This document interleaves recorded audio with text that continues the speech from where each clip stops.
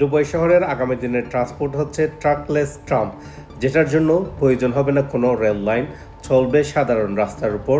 সেটা যে শুধু রেল লাইনবিহীন চলবে তা না, সেটা চলবে even driverless, automated, completely automated. এই ট্রাকলেস ট্রামগুলো দুবাই শহরের মূল সড়কগুলোতে পরিচালিত হবে এবং সেটি দুবাইয়ের সমস্ত মেট্রো স্টেশনগুলোকে কানেক্ট করবে এবং রেগুলার বাস রুট যেগুলো আছে সেগুলোতে দুবাই ট্রাকলেস ট্রামগুলো পরিচালিত হবে এবং খুব সম্ভবত আগামী বছরের 2026 সালের মধ্যেই এটা আমরা দুবাইয়ের রাস্তায় দেখতে পারবো। অলরেডি আবুধাবিতে চালু হয়েছে পরীক্ষামূলকভাবে, সেটা আমরা জানি, এবং তবে সেটা হচ্ছে উইথ ড্রাইভার। কিন্তু দুবাইতে যেটা চালু হবে সেটা হবে সেলফ ড্রাইভিং, যেখানে কোনো ড্রাইভার থাকবে না, মেট্রোর মতো, দুবাই মেট্রোর মতো অনেকটা, বাট সেটা পরিচালিত হবে সাধারণ রাস্তার উপরে। এটি বাসের সমান ধারণ ক্ষমতা থাকবে এই ট্রাকলেস ট্রামগুলোর, যেটি দুবাই শহরের ট্রান্সপোর্টের টোটালি আমূল পরিবর্তন এনে দেবে আগামী দিনগুলোতে।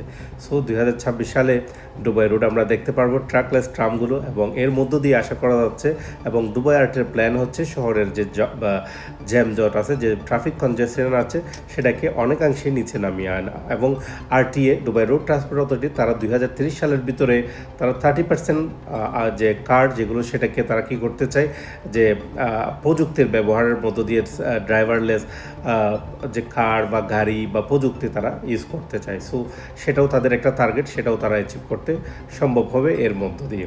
এবং তারা এর পাশাপাশি যে তারা কি করবে, মানে ইকো ফ্রেন্ডলি যেগুলো, এনভায়রনমেন্ট ফ্রেন্ডলি যেগুলো খুব বেশি কার্বন প্রডিউস করে না, আমরা যারা জানি যে এনভায়রনমেন্টের সাথে সম্পৃক্ত, আমরা জানি যে আমরা সাধারণ গাড়িগুলো থেকে যে পরিমাণ কার্বন নিঃসৃত হয় সেগুলো এনভায়রনমেন্টের জন্য অনেক ক্ষতিকারক। সো এই গাড়িগুলো হবে, ট্রামগুলো হবে যে ইকো ফ্রেন্ডলি। সো এর মধ্য দিয়ে পরিবেশেরও কিন্তু অনেক কী হবে, উন্নতি হবে এবং পরিবেশ রক্ষায় অনেকটা কাজ করবে, অনেকটা পরিবেশ বান্ধব ট্রান্সপোর্ট হিসেবে আবির্ভাব হতে যাচ্ছে দুবাইতে আগামী দিনগুলোতে। সবাই ভালো থাকবেন, সুস্থ থাকবেন।